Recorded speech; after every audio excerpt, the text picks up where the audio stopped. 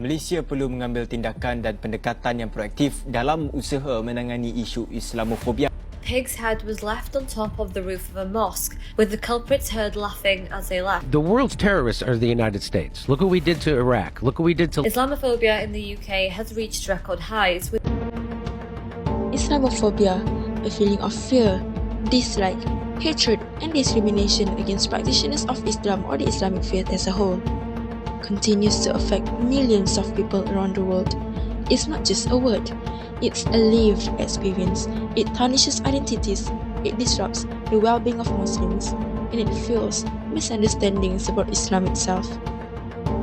The term Islamophobia first appeared in French literature in the early 20th century, used to describe anti-Muslim sentiments and policies. It wasn't until the late 1990s that the term gained widespread recognition in the English-speaking world. We must and will stand united. Standing together means being clear. The abaya has no place in our schools. The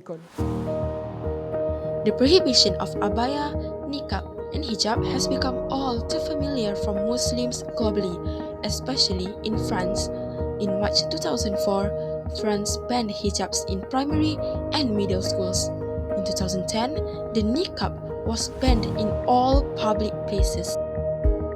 In August 2023, French Education Minister Gabriel Attal banned the abaya in schools, claiming it violated state regulations.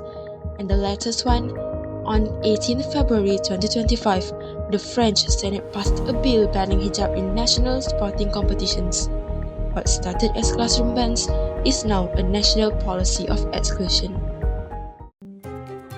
An incident happened in Turkey where the woman was filmed attacking a Muslim woman for wearing a hijab. The footage shows how the hijabis were attacked with verbal assaults for covering her head.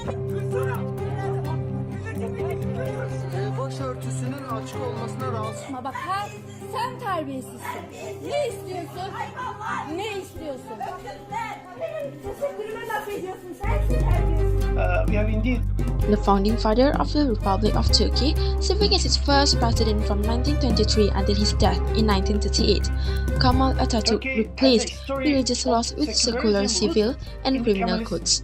He believed the complete separation of religion from political life was crucial for Turkey's future. The use of religious symbols in public life, including the headscarf. As a result, there is a historical legacy of skepticism and even hostility towards religious symbols in public spaces. Kemal Atatürk also expanded women's rights and promoted Western-style dress and the Latin alphabet. Today, Turkey is one of a few multi-party secular democracies in the Muslim world. But despite our progress in education and awareness, the reality is Islamophobia still thrives. It lives in attitudes, it shows up in actions, and in many cases, it turns violent.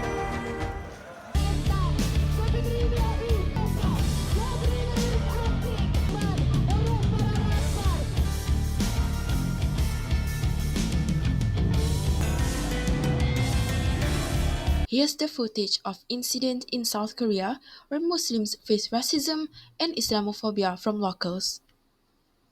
This video was filmed by our observer, a student from Pakistan who is attending Kyungpook National University in South Korea. He is one of a few dozen Muslim students at the university who are hoping to open a mosque. They got official permission 2 years ago, but have faced opposition from local Koreans. So they actually organized a barbecue party right outside the mosque gate. The main aim of them is like to make us irritated. So they keep on doing these kind of acts, like placing the pig heads, which they have been placed from the 27th October till now. They are still placed there. What a shocking incident! Pig heads were placed in front of a Muslim prayer room, a vile act of provocation and hate. Worse, Muslims were called terrorists simply for practicing their faith. They claim that this is not Islamophobia. Then what was when they were calling us terrorists? What were those boards about? That I think what they say is different from what they act till now. Why are they placing the pig heads out there? Because of Islam, they know that in Islam pig is prohibited. And in fact, it doesn't just stop there. A Muslim arrested for praying, a child bullied in school for being a Muslim, a woman harassed for wearing a headscarf, and a man stopped in public just for having an Arabic name. And then the man in the video asked, "Why do Muslims always blow up airplanes?" This question isn't innocent curiosity, it's a reflection of deep-rooted misinformation, media bias, and racial profiling. Why do the Muslims always blow up airplanes? Good question. Yeah. So, I mean, is it religious or is it? you want me to answer it or? Yeah. Okay, cool. So I'm a frequent flyer too, Yeah. and many planes have been hijacked and blown up by other than Muslims. So it's not really something you can say it's always Muslims, right? That's kind of a racist, stereotypical, prejudiced statement to make. Fair enough, yeah. Terrorism is not tied to any religion. There were Zionist terrorists before the State of Israel was made But that blew up. The media make it look that way. There you go. There's your answer. The media makes it look that way. But do you know about Islam though? I mean that's all politics, right?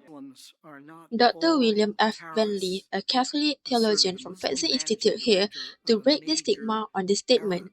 Why don't Muslims condemn terrorism? But it is certain, he continued while acknowledging feelings of deep shame, that almost all terrorists are Muslims. What a provocative soundbite on a major Arab channel. It's one that can seem to make even more reasonable the question, why don't Muslims condemn terrorism? Good question, right? But notice it presumes that Muslims don't condemn terrorism. That presumption is wrong. They do condemn it.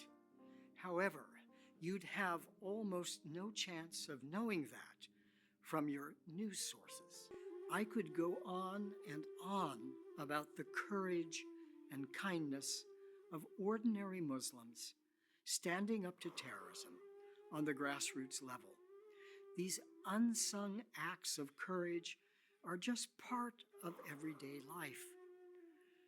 Drowned out by the hideous spectacle of terrorist acts, they are almost never covered in the news. Terror in the name of Islam is evil. All, especially Muslims, need to condemn it. But we need to be careful if we are not to fall into its ugly trap. Terrorism is designed to create fear and revulsion.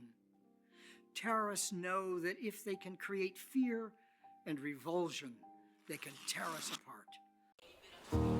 Well, what causes all these negative stigmas about Muslims? One major cause, the media. Mainstream media often only shows the bad, terror attacks, crimes, controversies, but they ignore the good. They don't show Muslim doctors saving lives, Muslim volunteers feeding the poor, Muslim scientists making breakthroughs, Muslim communities offering charity, peace, and kindness every single day. The media shapes public perception, and when it constantly links Islam to violence, it becomes a powerful tool of hate.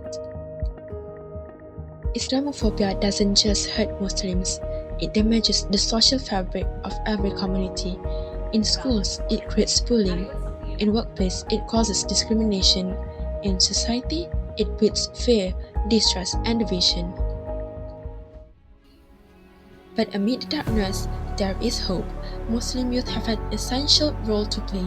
They are using digital platforms to share counter-narratives. They are demonstrating good Islamic character, and they are leading education and awareness campaigns that dismantle stereotypes. Their commitment is a form of jihad, not of violence, but of truth, justice, and peace. To fight Islamophobia is to stand for humanity. To protect Muslims is to protect freedom, dignity, and peace. Let us rise united to uphold the truth, bring justice, and restore tranquility for all.